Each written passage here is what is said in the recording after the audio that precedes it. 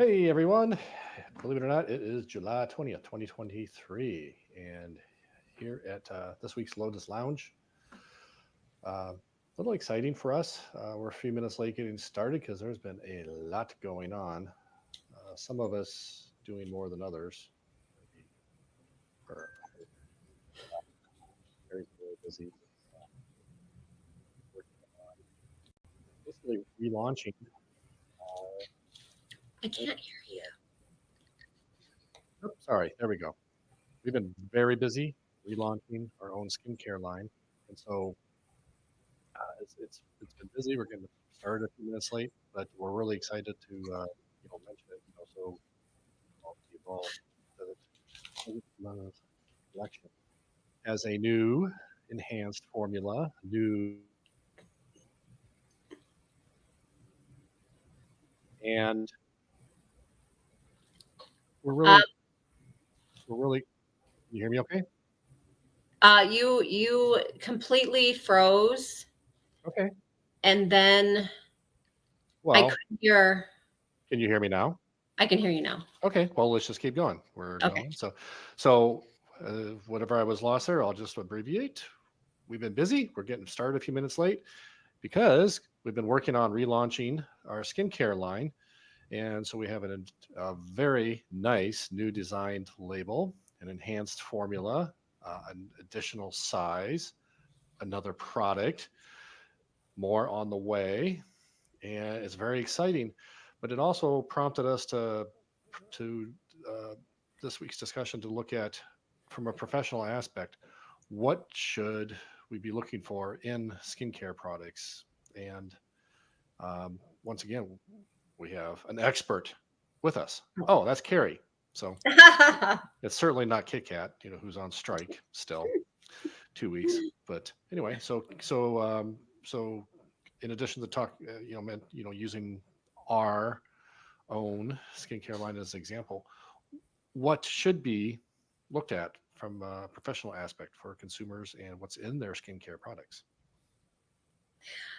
Well, and this is my most humble professional opinion. I mean, Mhm. this is what we do, and this is what I look for as a consumer. So this is Mhm. what we deem as very important in our own formulations, in our own practice. So there may be people who disagree. They have their favorite lines. But Mhm. anyway, the first thing I want to talk about is the word organic. I like that word because that word tells me that my ingredients that I'm putting into my formulations or that I'm purchasing for myself were grown with some standards. And typically those standards are no pesticides, no herbicides, no fungicides.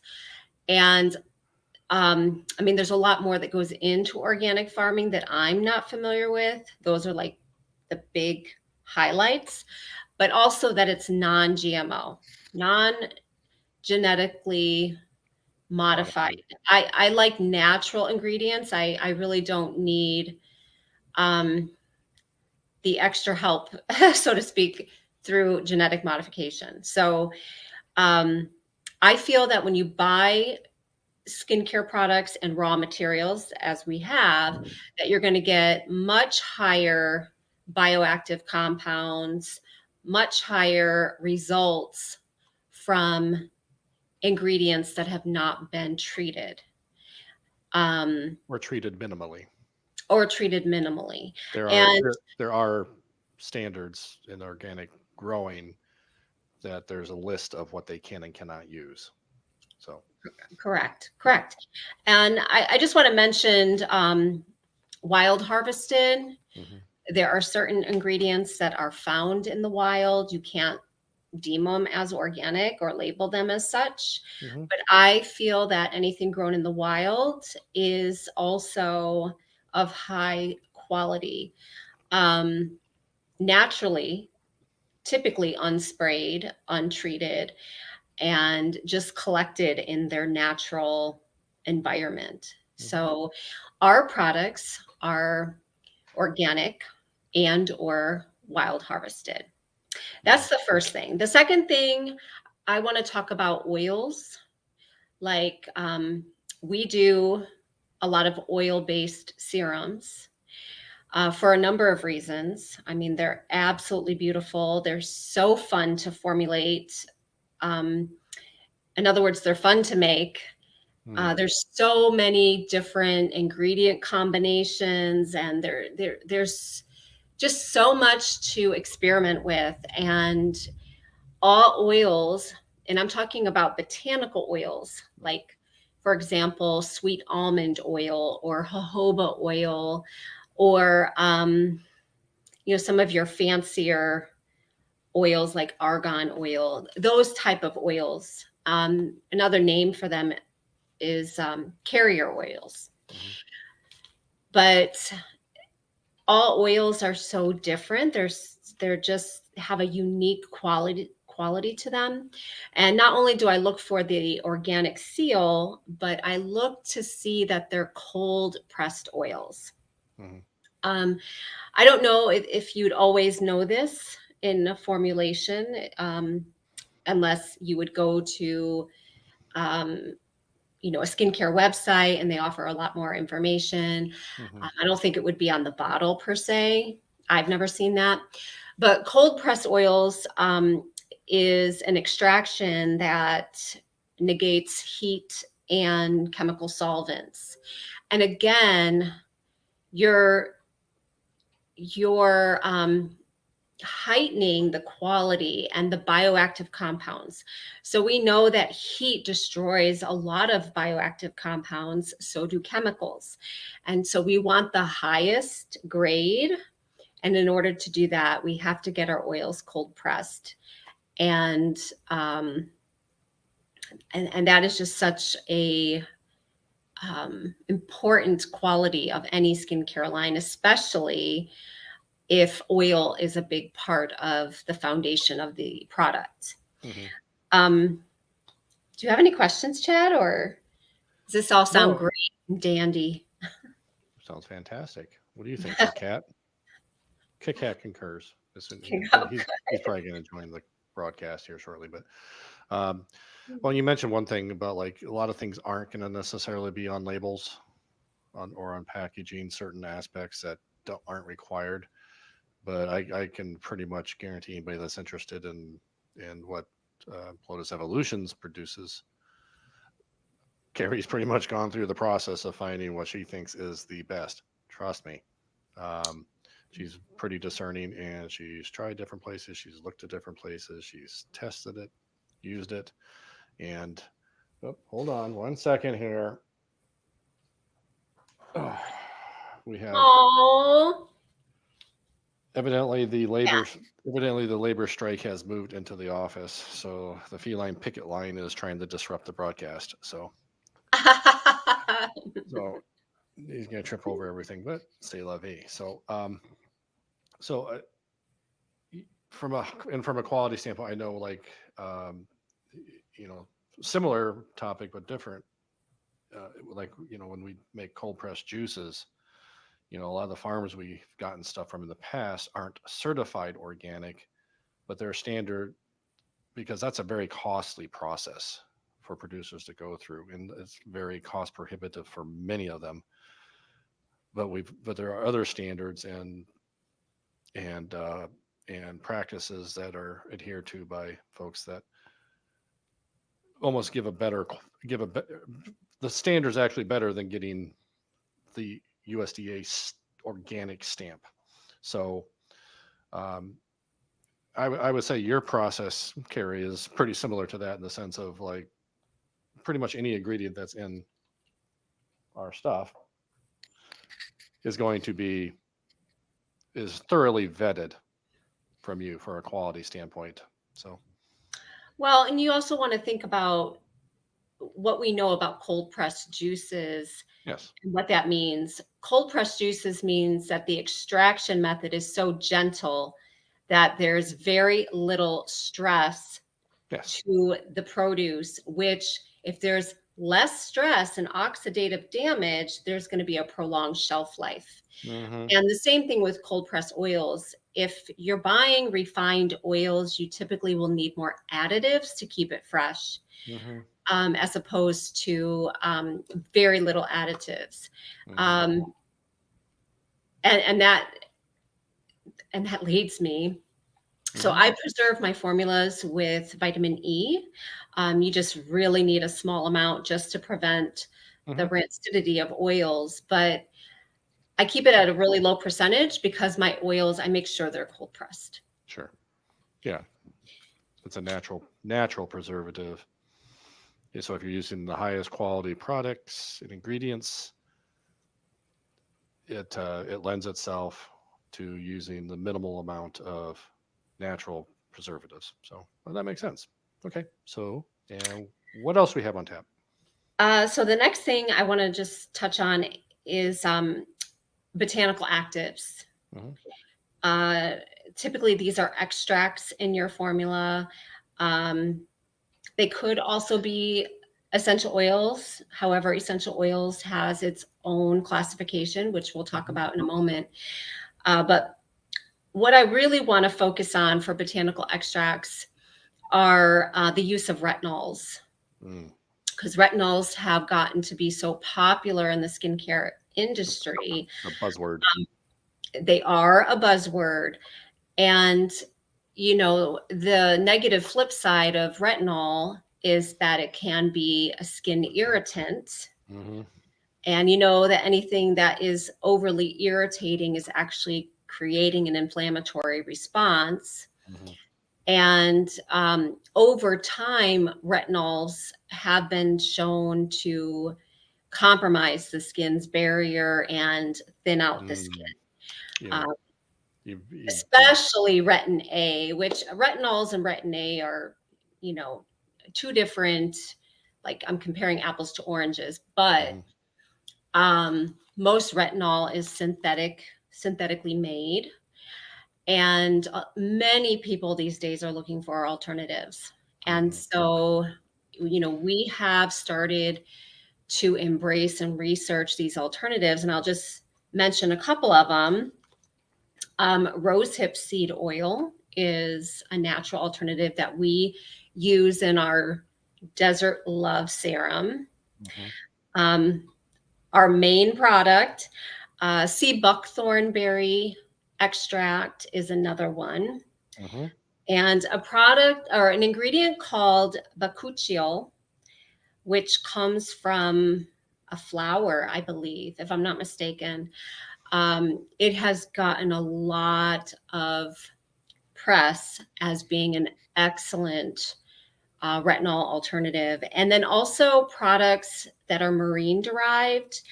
And usually there's some sort of biotechnology that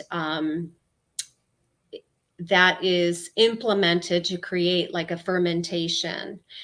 And I don't know the ins and outs of it yet, but just look for a lot of marine derivatives to be Mm-hmm. also retinol alternative. I mean, look at our Bical.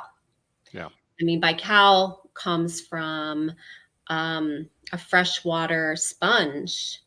It's definitely marine derived Mm-hmm. and acts as um, definitely a retinol alternative in the sense of how retinol functions. So, these are just some things that are new and coming out in the market.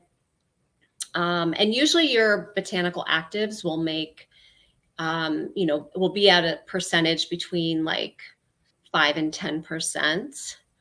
They can be a higher percentage to deem to gain the benefits of them. Mm-hmm. Um, and the next thing, I have two more factors Okay. to look at. The next one has to do with fragrances, and Mm-hmm. we mentioned that last time. The term fragrance can be like 100 chemicals in that one word. So it can be um, an ingredient that causes allergic reactions, breathing problems, all Mm-hmm. sorts of um, Correct. And allergy type of if responses. you refresh our listeners, watchers memory, that fragrances don't, if they don't necessarily have to be listed as ingredients, correct? No, because And we were it's talking about in a different a few weeks ago, the topic we were touching on with as far as ingredients and things. Yeah. So, well, because it's proprietary. It's hmm it's seen as like a top secret ingredient, and they don't have to disclose it. And I but understand that, but but synthetic fragrances made in the lab can but they can consist be, of a lot of different chemicals. yes. Um, The point being is they can, because it's proprietary, they don't have to. It doesn't have to be listed as ingredients, but it can have things that are irritants, and it's an easy way for it to not be listed on the label. So, and not just allergens, but just overall acute and chronic toxicity. yes. Um, so it's definitely a ingredient you want to be mindful of. And in lieu of synthetic fragrances, we Hmm. are big proponents of essential oils. Hmm. I've been using essential oils for years. And in the skincare industry, I mean, they're known as aromaceuticals. In other Hmm. words, they give your product aroma, but they also have a health benefit as well. Now, essential oils, I mean, are comprised of chemicals, but in nature, these chemicals work in harmony. Hmm. They don't, um, it's like God's law and the magnificence of nature that Hmm. is really hard to capture in a lab. Hmm. And so, although some people can be sensitive to certain essential oils, it's way less and less prone to cause acute or chronic toxicity, Okay. especially if the formulation is done correctly. You're looking at, out of the whole complete product, you're looking at 1 to 2% of the formula can be consisted of essential oils. It's not, It's you know, minute. yeah, it's a low percentage. And botanical oils act as a really great buffer, slow the absorption rate, minimize any irritation. So, So you're so getting the benefits of the oils in the right quantities yeah. Mhm. with the help of the other ingredients. Okay. Yep, it all works synergistically. And we choose essential oils based on skin type. Hmm. Some of it is the aroma and the feel of the product, but a lot of it is how it functions and what are its properties, Yep. whether Mm-hmm. it's anti-inflammatory or astringent or whatever it may be. What are its properties? Um, And then, of course, even with essential oils, you're looking for organic, Yeah. steam distilled. Just you But a know, lot of these aren't going to be listed on packaging or anything. So, no, but I think for me, I just want people to be aware of what hmm, goes into yeah. everything. I mean, again, and I try to tell my son this: knowledge is power. Knowledge is not fear based. Hmm. It's not like we put blinders on. Oh, I don't want to know, or I don't need to know. Yeah. Um, no, you are better able to make decisions for yourself, your Hmm. family, if you have Well, the but the, knowledge. yeah, but I mean, the broader point being with the skincare products or just products in general is some of the stuff isn't going to be listed. So you want to trust, you do the research, have the knowledge, do the research, trust who you're buying things from.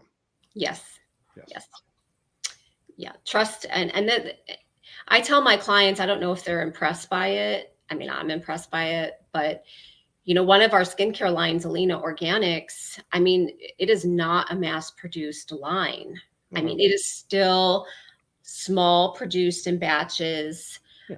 Um, Well, the same with she ours. only, huh? The same with ours. Small production, small batches. Yes. Yep, small productions, and it's not some big conglomerate who Yep. owns the line. And there's a lot of times there's a cutting of corners to raise profit margins, and that's just the reality. Yes. And I mean, I'm probably more so the other way. I don't Yeah. believe in No cut cutting corners. No. cut corners. Yeah. No. It's just, The last thing I want to touch on is that your skincare line has natural preservation systems. mhm. There's been a lot of talk about the use of parabens. We talked about that on one of the last videos. Parabens are used to preserve your product. And as far as products go, any product that has water needs preservation. I'm talking about these oil-based serums. If there's no water, you really don't need a preservative, but I add a natural additive to prevent rancidity of Mhm. oil. So oil will go rancid. Anything that has water will grow microbes, bacteria, yeast. And um, so it's very necessary to have a preservation system in your products. But now there are so many different alternatives other than the hormone disrupting Mm. preservatives of the past. I mean, people are becoming much more savvy, and they want to avoid um, any hormone dysregulation that's going to like throw off their metabolism, Mhm. and be a proponent of chronic toxicity over time. And so, some of the uh, very interesting preservation systems. I mean, if you were going to narrow it down and make it really simple, I mean, it's basically the use of probiotics. You know, there is, what they, there's a coconut ferment and a radish ferment, and they have trade names. And don't ask me what those are right now. I have to go to our shelf to look, but Yeah. they're basically probiotics that help to preserve your formula, and they're typically used in combination. So you'll see the term lactobacillus, and Mhm. then there'll be like, you know, um, the scientific inky name like Sure. coconut something. But lactobacillus is like that key phrase where you're like, oh, that's a preservative. Or one of the other preservatives that we like is the aspen bark Mhm. extract. That's another one that we use. So, yeah, in a nutshell, preservatives are necessary, uh, but we are becoming much more savvy in preservation and Mhm. offering natural preservation that's not going to disrupt our systems and is Mhm. actually going to assist and have some function in the skincare itself. Like aspen bark is really good for refining the pores and Mhm. softening the skin. So it has properties, It but has it's beneficial preserving. properties in addition to its primary purpose of helping with preservation. Cool. Correct. Cool. Okay. Correct. Well, So that's that's it in a nutshell. okay. No, that's a pretty good overview. So I mean, once again, yeah, like I said, sorry we started a few minutes late today, but with the Lotus Lounge, but one we have a feline strike who's trying to get in the way here too, and we just have, and we're in the process of relaunching our own skincare line, new labeling, enhanced formulation, extra sizing, new products coming down the pipeline over time. And so, keep a lookout for social media posts. Check out our website. Social Hmm. media posts are going to stay on our business page right now, but on Hmm. Instagram, we are creating a separate page for Oh, our just skincare line. that's good for Um, people to know. just so things don't start to get muddled, and Yeah. we can So what have a is What is, point. do we have that in existence yet? Yeah, What should it's people look for on Instagram? Evolve Organic Skincare. Okay, cool. Does that sound good to you, Kit? No, he's just sticking his tongue out of human management. Ah, goodness. I tell ya. Okay, well, I think that's a wrap for this week. So Yep. thank you, everyone. We'll see you next week. See you next week. Have a Say great bye. week. Goodbye, Kit. Yeah. Bye, Kit. Hmm. Sorry, I can't find our cursor. There it goes.